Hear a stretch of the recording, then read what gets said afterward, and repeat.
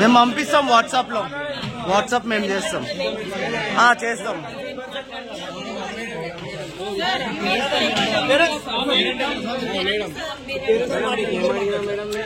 మా బాబు గురించి ఏమన్నా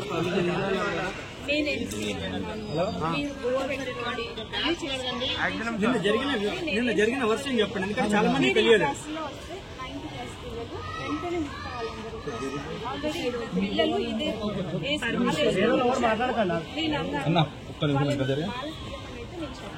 అమ్మ మీరు కొంచెం వెనకాల జరగరా? పిల్లలు కూడా యూనిఫామ్ లేకుండా వచ్చి దీక్ష తీసుకున్నామని చెప్తారు. వాళ్ళ పేరెంట్స్ షూస్ వేసుకోవడానికి మెడలో అది వేసుకుంటారంటే అది ఓకే సార్, కొన్ని పంపించండి, మొత్తం అమలు తెలుసుకోవచ్చు, నో ప్రాబ్లం అని చెప్పారు. కావాలంటే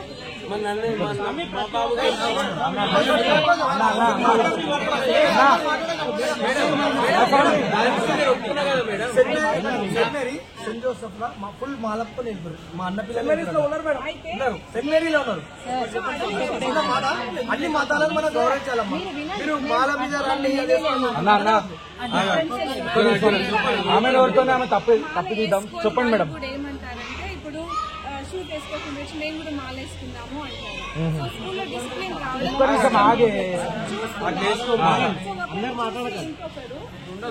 తర్వాత డిసిప్లిన్ అస్సలు తీసుకురావాలి, ప్రాబ్లం అవుతుందని చెప్పేసి నేను వద్దని.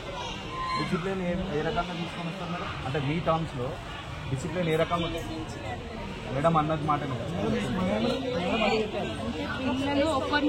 అక్క. ఇగో మీరు అన్నారు, ఎవరు మాట్లాడారు మేడం? ఒక్కరు మాట్లాడండి, అదర్ మీరు మాట్లాడండి, లేకపోతే మీరు మాట్లాడండి, ఇంకెవరైనా మాట్లాడండి. దానికి స్టికాన్ అయి ఉండదు. ఆ క్వశ్చన్కి ఆన్సర్ చెప్పండి. మీరు అని మేము అదంతా లేము, అన్న మాటని స్టికాన్ అయి ఉండండి, దానికి సమాధానం చెప్పండి. ఇప్పుడు ఒక్కరు వేరే డ్రెస్ లో వచ్చారనుకోండి, మిగతా వాళ్ళు కూడా అడుగుతారు మేము కూడా అలా వస్తాము అని చెప్పకుండా కూడా వస్తారు.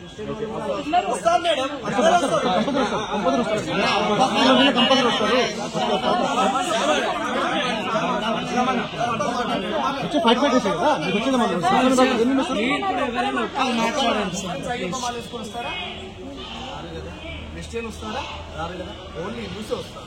అందులో కూడా మీకు మొత్తం స్టూడెంట్స్ రారు, కొంతమంది 5-10 మెంబర్స్ వస్తున్నారు. వాళ్ళ మనోభావాలు దెబ్బతీయరు. ఈ సంవత్సర కాలం దీక్ష కాదు, ఓన్లీ 41 days. వీళ్ళేమో టెర్రరిస్ట్ కాదు కదా మేడం, స్టూడెంట్సే కదా.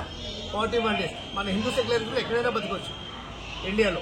అంతేగాని మీరు మాల వేసుకోవద్దు, షూస్ వేసుకొని రావాలి, చెప్పులు లేకుండా రావద్దు అని చెప్పడం కరెక్ట్ కాదు. అలా చెప్పారు కాబట్టి మేము ఈరోజు రావడం జరిగింది. తర్వాత మేము ఎందుకు వస్తాం చెప్పండి.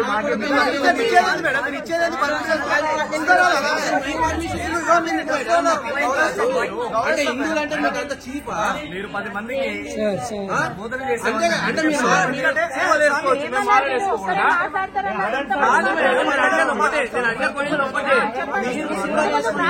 మేము మాల వేసుకొని తిరగకూడదా?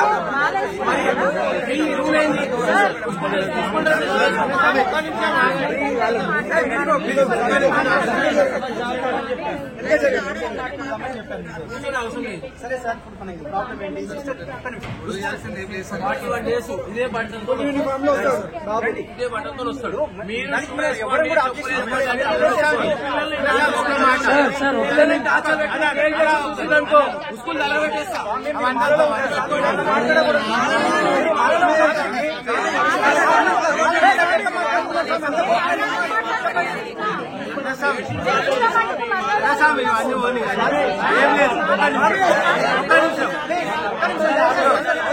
సార్ ఆగండి సార్, ఎవరన్నా ఒక్కరు మాట్లాడండి.